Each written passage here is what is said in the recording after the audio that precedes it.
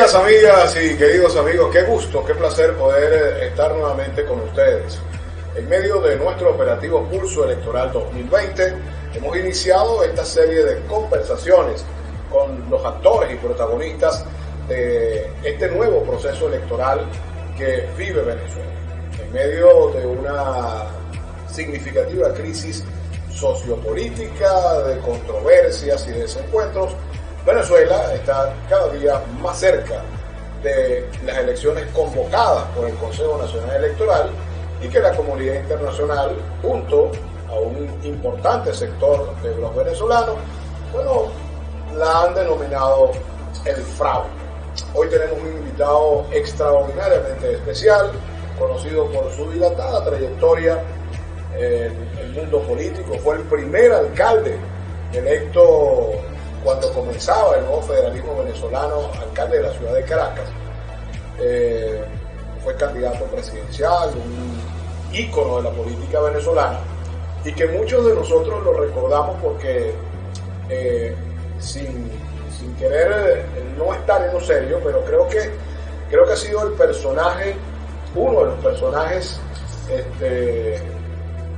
más imitados de la política venezolana.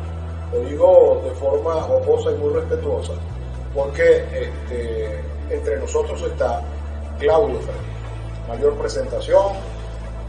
Claudio, bienvenido. Gracias por estar con nosotros en Pulso Electoral 2020. Muchísimas gracias por tenerme acá. Gracias por compartir esta conversación. Bueno, y espero que sea de utilidad, porque ha habido tanta incertidumbre, han existido tantos mensajes cruzados, contradictorios sobre las elecciones, que hay elecciones, que no hay elecciones, que no vienen las máquinas, que sí vienen las máquinas, el problema de la pandemia, los observadores internacionales. Yo creo que el índice de temas polémicos en relación a estas elecciones es muy largo, así que ojalá pues que podamos nosotros ayudar con nuestra opinión o con nuestra información al mejor conocimiento de este momento histórico y a que usted pueda hacer la mejor elección. Claudio, este es un momento histórico como tú lo mencionas, pero hay obviamente un elemento en el contexto internacional y que obviamente tiene una gigantesca pegada en la escena política venezolana, que son los resultados recientes de la elección del nuevo presidente de los Estados Unidos. ¿De qué forma, según tu criterio, impacta este resultado en la política venezolana? ¿Qué va a pasar más allá? Porque los chavistas andan celebrando que perdió Trump. Otros dicen, que el tema de lo que Trump ha denominado la política hacia Venezuela no va a continuar, va a ser desmenuzado en otras áreas. ¿Qué va a pasar? ¿Qué expectativas podemos tener los venezolanos respecto del resultado de las elecciones en los Estados Unidos? Bueno, señalo en primer lugar que hubo en los Estados Unidos algo curioso, a mí me ha llamado mucho la atención, un récord en los votantes. Más de 160 millones de personas acudieron a votar. Nunca había acudido a votar tal cantidad de ciudadanos norteamericanos. Es decir, la polarización en extremo, lo candente que llegó a ponerse el debate y el interés de la mayoría de los estadounidenses por cambiar la situación generó una avalancha de votos nunca antes vistas. Y esos votos produjeron un resultado, y aquí viene mi primera observación, que va a cambiar la historia de ese país, pero siendo un país que incide tanto en la economía del mundo, que incide tanto en el poder geopolítico o militar del planeta, eso va también a cambiar el rumbo de la historia de la humanidad. Entonces, un hombre tan poderoso, el hombre más poderoso desde el punto de vista político de la Tierra, con todo el poder, y además un hombre, digamos que con determinación, un hombre con una arrogancia visible, que hacía del uso de ese poder una marca de fábrica, como Donald Trump, pues mire lo que le ha ocurrido. Así que primera lección, el hombre más poderoso del mundo puede ser derrotado sin una bala, sin violencia, con el voto. Es decir, el voto tiene tal poder cuando logra sumarse, cuando logra multiplicarse, cuando logra hacerse presente, que de manera pacífica, sin otro ajetreo que el de ir a votar, o en este caso, por cierto, votaron 90 millones de personas por correo, también un récord. Yo supongo que también la pandemia, que creaba pues temor, creaba precaución, hizo que se multiplicaran de tal manera los votos por correo. Pero mi primera observación, hasta el hombre más poderoso de la tierra puede ser derrotado sin una bala, es decir, con el voto, con la conciencia de la gente, no con la abstención, con el voto. Mi segunda consideración es que la visión segregacionista del mundo que Donald Trump ha venido teniendo contra los inmigrantes latinoamericanos a su país, en una manifiesta posición de segregación contra minorías, y luego en una actitud beligerante de intromisión en asuntos que no le competen. En el caso de Venezuela, él ha encabezado toda una estrategia de bloqueo económico, o para decirlo de otra manera, de impedirnos a los venezolanos la libertad de comercio a la que tenemos derecho, la libertad de vender, la libertad de comprar en el comercio internacional. Bueno, este segundo comentario lo hago porque si Biden va a comportarse como un presidente del cambio, que es lo que él ha ofrecido y que fue lo que generó tanto interés, pues seguramente una cosa tan visible, tan ruidosa como es la política de bloqueo, puede ser también una de esas materias de cambio, y eso nos despierta mucha expectativa. Pero no basta con denunciar el bloqueo, no basta con que haya voluntad en ciertos espacios del Partido Demócrata de modificar esa agresión contra Venezuela. También los venezolanos tenemos que mostrarnos como un solo hombre. Los venezolanos debemos tener una política unificada contra el bloqueo, y no la observo todavía. Sigue teniéndose el bloqueo en nuestro país como si fuera el planteamiento simplemente de un sector o de pocos sectores. Eso nos agrede a todos, nos daña a todos, lesiona al país, causa todos los perjuicios. Eso es lo contrario de la reactivación de la economía que muchos queremos. El bloqueo es un tapón contra la economía. Ahora, el argumento de que para poder reactivar la economía, eso pasa por la salida de Maduro de la presidencia de la República. El planteamiento de las elecciones convocadas para el 6 de diciembre es un planteamiento frente a un abanico de otras opciones que muchos nos preguntamos después de las elecciones: ¿qué pasa si no vamos a votar? ¿Qué ocurre?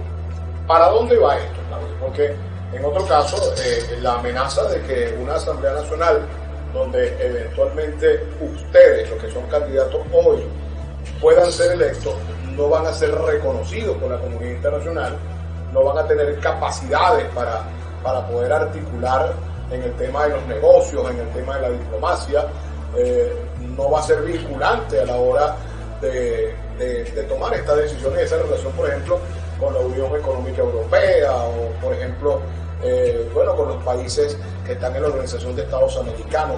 ¿Qué va a pasar con esto? ¿Qué nos espera después del 6 de diciembre? Bueno, dos comentarios frente a tu pregunta y a las premisas de algunas de tus preguntas. Afirmas que la reactivación de la economía es imposible que ocurra sin que salga Maduro del poder. Es decir, pones la salida de Maduro como un prerequisito a la reactivación de la economía. No estoy de acuerdo. Creo y quiero explicar por qué no estoy de acuerdo. La salida o el cambio de presidente, la salida o el cambio de gobernadores y de alcaldes es un derecho al que tenemos los ciudadanos de cambiar aquello que no se corresponde con lo que nosotros aspiramos. Yo quiero un cambio político. Yo quiero otra manera de conducir al país. Y trabajo y he trabajado por ese cambio, por un cambio pacífico, porque hay quienes creen que la vía es la violencia, y yo digo que la violencia, el cambio que trae es que genera más conflictos, es el único cambio que trae. Entonces, el cambio político, podemos buscar el cambio político, pero no es exactamente, desde mi punto de vista, atinado decir que sin el cambio de funcionarios no hay cambio, no hay reactivación económica. Por ejemplo, aquí tenemos un problema de escasez, de desabastecimiento espantoso hace cuestión de 2 años, un desabastecimiento gravísimo. Hoy tenemos un problema de alto costo de la vida en materia de productos de la dieta diaria, altísimo costo de la vida, casi que inalcanzable. Pero sin embargo Maduro logró resolver el problema del desabastecimiento en la medida en que echó abajo los controles de precios. En criollo, hoy se consiguen las cosas pero demasiado caras, a excepción de la gasolina, las demás cosas se consiguen. Maduro, por ejemplo, ha tenido algunos cambios económicos, pero yo lamento que a destiempo. El control de cambio, por ejemplo. El control de cambio lo eliminó, pero ¿cuánto tardó en eliminarlo? Es decir, ¿cuánto le costó convencer a sus seguidores que ese tema no era un tabú? Pero para el chavismo era un tabú porque como lo había instrumentado, implementado Hugo Chávez, eso era sagrado, eso no se podía tocar. Le costó mucho a Maduro levantar el control de cambio. Entonces yo creo que aún dentro de un gobierno que yo quiero cambiar, pero aún dentro de un gobierno, si se llega a acuerdos para cambiar ciertas políticas económicas, podemos tener reactivación. Y yo lo resumo de esta manera. La política económica no la vamos a cambiar con cierre de negocios, con multa de comercio, con expropiaciones, con confiscaciones, con cambios en las leyes todos los días que generan inseguridad jurídica. El cambio en la economía va a venir si nosotros aplicamos unas políticas distintas, incentivos económicos, apoyo tecnológico de las universidades a los agricultores, a los criadores, asistencia crediticia. Es decir, lo que tiene que cambiar es la política. Ahora, generalmente los cambios de política se auxilian con los cambios de gobierno, pero un país inteligente, un país como el nuestro, que sabe que estamos hundidos, que tenemos una crisis económica espantosa, que se están yendo millones y millones de venezolanos porque sienten que no hay futuro, yo siento que esta es la hora de la responsabilidad cívica, de la responsabilidad general, y yo estoy absolutamente convencido que por la vía de los acuerdos, que por la vía de las negociaciones, que por la vía de los entendimientos políticos, entendimientos con E mayúscula, nosotros podemos ir reactivando la economía independientemente de que no haya un cambio de gobierno, porque tener que esperar que haya un cambio de gobierno para reactivar ciertas áreas del aparato productivo es condenar al hambre al país y decirle al país que solo se puede cambiar la política económica saliendo de toda la actual plantilla de gobierno es una provocación que induce a cambios violentos. Y luego, en materia de la economía, de los observadores internacionales y del reconocimiento que has planteado, miren, nosotros desde Soluciones para Venezuela queremos que vengan todos los observadores internacionales, que venga la Unión Europea, que vengan las Naciones Unidas, que vengan todos los países. Si es que todos los países además tienen embajadores en Venezuela, tienen representación diplomática, y esos representantes diplomáticos están de todas maneras haciendo de observadores.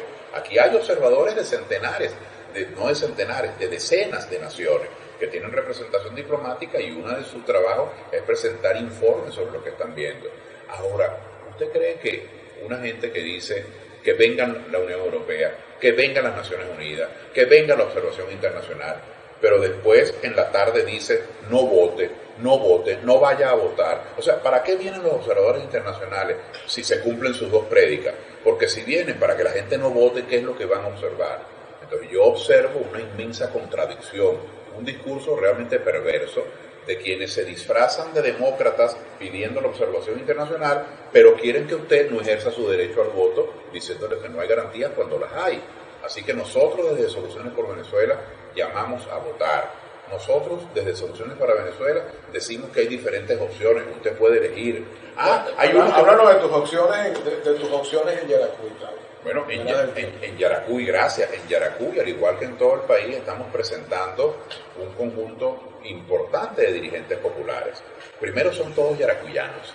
Eso es muy importante decirlo. Nosotros en Soluciones para Venezuela no tenemos importados, no tenemos esa imposición que yo creo, sentimos que ha sido una fragilidad de nuestra democracia y de nuestras elecciones, imponer gente extraña independientemente de que estén preparados, tengan buena voluntad, estén comprometidos, pero la representación es un proceso que debe venir de abajo hacia arriba. Deben ser los pobladores de cada estado quienes reciban un mandato de sus electores. Así que en el caso de Soluciones para Venezuela tenemos candidatos yaracuyanos. En segundo lugar, nuestra opción no es una opción cerrada, es una opción de una alianza.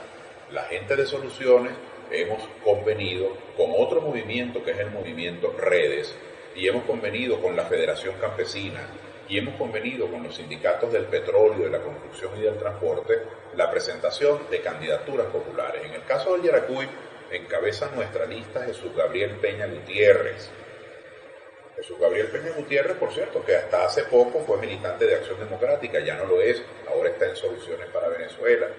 Y va también en nuestra lista, aquí quiero hacer una mención especial, Catherine Ochoa. Ese nombre debe decirle poco a la mayoría de quienes están compartiendo con nosotros esta entrevista. Catherine Ochoa, porque es una yaracuyana de 22 años, es una joven, y bueno, los jóvenes son menos conocidos, pero en Soluciones para Venezuela tenemos como política en el Yaracuy, en Zulia, en Barinas, en Anzoátegui, en todos los estados del país, promover a la juventud venezolana. Y llevamos también en esa lista a José Fernández, el popular Curro, que es un dirigente calificado de Redes, y van otros jóvenes como Rosalín Rodríguez, como Oliver Flores. Entonces me complace mucho presentar pues esa información. Yo vengo en un recorrido que hice por acá por el estado de observar la aceptación que tiene la candidatura de José Adrián Heredia en ese circuito de Chivacoa, de Sabana de Parra, de Urachiche.